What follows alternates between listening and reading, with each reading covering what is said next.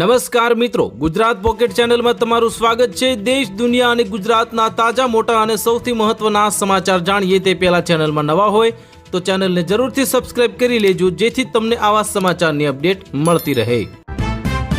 વીસીઈને સરકારી વિભાગો દ્વારા સોંપાતી કામગીરી માટે યુનિટ દીઠ 20 રૂપિયા ચૂકવવામાં આવશે। એફઆરસી અને ગ્રાન્ટેડ શાળામાં ભરતી મુદ્દે શાળા સંચાલકો આકરા પાણીએ હાઈકોર્ટમાં જવાની બતાવી તૈયારી। ગોધરા નગરપાલિકા દ્વારા ગેરકાયદે બાંધકામ પર જબરદસ્તી કાર્યવાહી પર ગુજરાત હાઈકોર્ટનો વચગાળાનો સ્ટે મૂકવામાં આવ્યો। પાકિસ્તાન બાંગ્લાદેશમાં ફફડાટ ફેલાયો, ભારત કંઈક મોટું કરવા જઈ રહ્યું છે, બંગાળની ખાડીમાં નો ફ્લાય ઝોન જાહેર કરવામાં આવ્યું।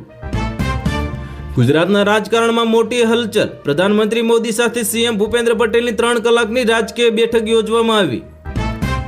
અમદાવાદમાં પીસીબીનો શહેરમાં સપાટો, એલિસ બ્રિજ અને ઘાટલોડિયા વિસ્તારમાં દારૂના કર્યા કેસ। સામાજિક બહિષ્કાર મુદ્દે કિંજલ દવેએ કહ્યું કે મારા પરિવાર સામે કોમેન્ટ થશે તો કાયદેસરના પગલાં લઈશ। ઇથેનોલ ફેક્ટરી સામે વિરોધ પ્રદર્શન ઉગ્ર થયું, પંજાબ, ઉત્તર પ્રદેશ અને હરિયાણાથી ખેડૂતો પહોંચ્યા, કારણ છે જમીનનું નુકસાન। ઉત્તર પ્રદેશના પ્રયાગરાજમાં ફરી રચાશે મોટો ઇતિહાસ, માઘ મેળામાં આવશે 15 કરોડ શ્રદ્ધાળુઓ। હવે સહેજ પણ નહીં ચાલે, પ્રધાનમંત્રી કિસાનના 22મા હપ્તાનો લાભ મેળવવા માટે ખેડૂતે કરવું પડશે ફાર્મર રજિસ્ટ્રીમાં નોંધણી ફરજિયાત। કોંગ્રેસ સાથેના મતભેદોના 3 વર્ષ બાદ પ્રશાંત કિશોરની પ્રિયંકા ગાંધી વાડ્રા સાથેની મુલાકાતથી રાજકીય અટકળો થઈ ગઈ શરૂ। 8મું પગાર પંચ 2028થી શરૂ થશે લાગુ, હવે કોંગ્રેસના કર્મચારીઓના પગારમાં થશે બમ્પર વધારો અને એરિયરને મળશે મોટો ફાયદો। ખતરાની મોટી ઘંટી વાગી, જો બ્રિટનમાંથી મુસ્લિમોને કાઢી મુકાય તો ભારત પર પડશે ગંભીર અસર, રિપોર્ટમાં થયો મોટો ખુલાસો। 50% ટેરિફના કારણે સપ્ટેમ્બર પછી અમેરિકામાં ભારતની જેમ્સ અને જ્વેલરીની નિકાસમાં 70% જેટલો મોટો ઘટાડો થયો। ટૂંક સમયમાં જ રાજ્યમાં ભાજપના સંગઠનમાં ફેરફારની શક્યતા, મુખ્યમંત્રી સહિત નેતાઓ પ્રધાનમંત્રી મોદી અને અમિત શાહને મળ્યા। અમદાવાદના એસજી હાઈવે પર આવેલા એક બ્રિજ પર સળિયા દેખાતા ભયનો માહોલ સર્જાયો, તંત્ર સામે ઉઠાવવામાં આવ્યા સવાલ। વાવણી બાદ ઘઉંના ઊભા પાકમાં વિવિધ જીવિત આવતી હવે અટકાવવા માટેની ખેતી નિયામક દ્વારા માર્ગદર્શિકા કરવામાં આવી જાહેર।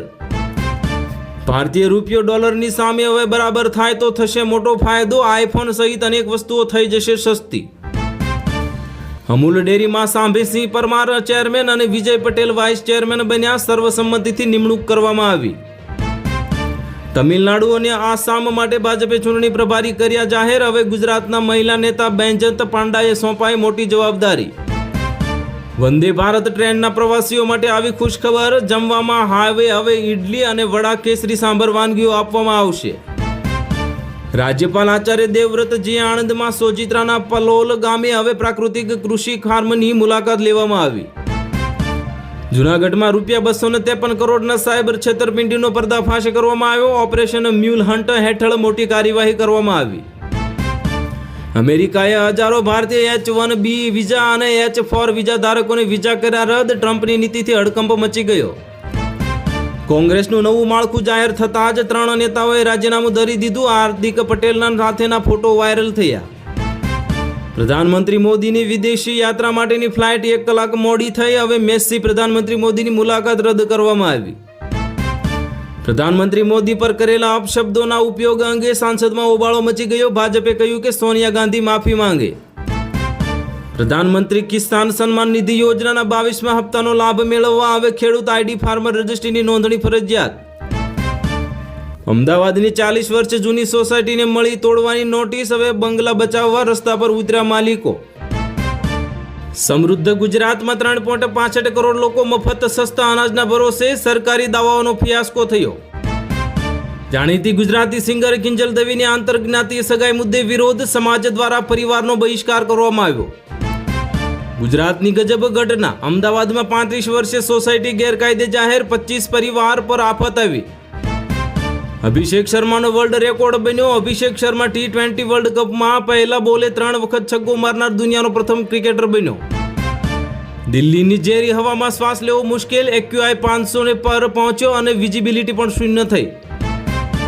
વડાપ્રધાન નરેન્દ્ર મોદી આજથી જોર્ડન, ઇથોપિયા અને ઓમાનના 4 દિવસના પ્રવાસે જશે। રાજસ્થાનમાં લાંચ માંગનારા 3 ધારાસભ્યો સામે તપાસના આદેશ. ભાજપ અને કોંગ્રેસે પોતાના ધારાસભ્ય પાસેથી જવાબ માંગવા માટે નોટિસ જારી કરી. આણંદમાં 15 જેટલા વિદ્યાર્થીઓને ફૂડ પોઈઝનિંગ થયું. હાલ તમામની હાલત સુધારા પર.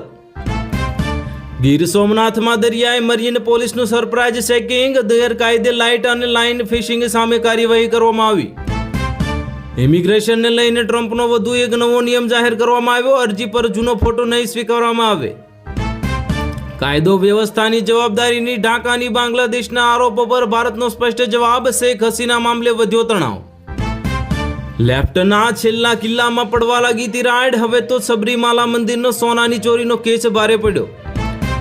કોંગ્રેસની મહારેલી યોજવામાં આવી. રાહુલ ગાંધીએ કહ્યું કે પ્રધાનમંત્રી મોદીની ચોરી પકડાય. પ્રિયંકા ગાંધીનો આરોપ. 65 લાખ વોટ કાપ્યા. ભારતની બંગાળની ખાડીમાં નોટામાં જાહેર કરવામાં આવ્યું. વિમાન શિપ બધું બંધ અને પાકિસ્તાન બાંગ્લાદેશ ટેન્શનમાં આવી ગયા.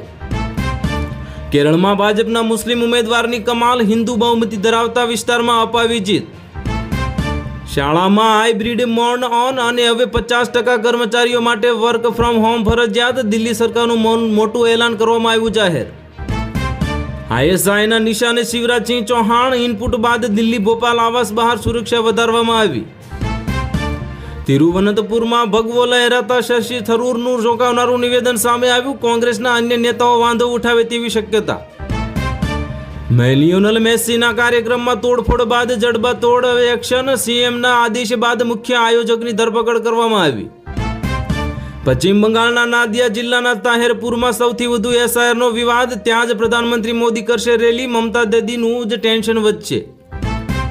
શાંતિ બિલને મોદી કેબિનેટને મંજૂરી મળી. હવે પરમાણુ ઉર્જા ક્ષેત્રમાં ખાનગીકરણનો માર્ગ મોકળો થયો. કર્ણાટકમાં કોંગ્રેસના ગૃહમંત્રી પર ભડક્યા ચિદમ્બરમ. કહ્યું કે સુપ્રીમ કોર્ટના ચુકાદાનું ઉલ્લંઘન ના કરવું જોઈએ. કોવિડ-19ના વેક્સિનથી યુવાનોના મોતના દાવા ખોટા. એમ્સના આવે અભ્યાસમાં ચોંકાવનારો ખુલાસો. હાર્ટ એટેકનું સાચું કારણ આવ્યું સામે. કિંજલ દવેના આંતરજ્ઞાતીય લગ્નનો વિવાદ સર્જાયો. બ્રહ્મ સમાજના બહિષ્કાર સામે કાજલ હિન્દુસ્તાનીનું જોરદાર સમર્થન આવ્યું સામે. ગાંધીનગરના કાવા દાવા. પોતાના જૂના સાથીદારોને જોઈને હાર્દિક પટેલ ચોંક્યા. આઈએએસ અધિકારીએ મંત્રીને બોલતા રોક્યા. ખુશખબર સામે આવી. એમ્સના ડોક્ટરોએ કર્યો કમાલ. હવે સર્જરીની મદદથી જડમૂળમાંથી ખતમ થશે ડાયાબિટીસ. જાન્યુઆરીમાં મોંઘવારી બનશે ડાકણ. એઆઈ ખિસ્સા પર વધારશે ભાર. હવે બધું થઈ જશે મોંઘું. જીએસટી રાહત પણ નકામી. દિલ્હી હુમલો ભારતને વળતો જવાબ. હવે લશ્કરીએ તૈયબાના કમાન્ડર હાફિઝ અબ્દુલ રાઉફનો દાવો. દિલ્હીમાં વોટ ચોરી સામે કોંગ્રેસનો વિરોધ કરવામાં આવ્યો અને રાહુલ ગાંધીએ કહ્યું કે બીજેપીએ સત્તામાં પાછું ફરવું જોઈએ. તો હાલ માટે આટલું જ. મળીશું નવી અપડેટ સાથે. જો વિડીયો પસંદ આવતો હોય તો વિડીયોને કરી દેજો લાઇક અને ચેનલમાં નવા હોય તો ચેનલને કરી દેજો સબસ્ક્રાઇબ.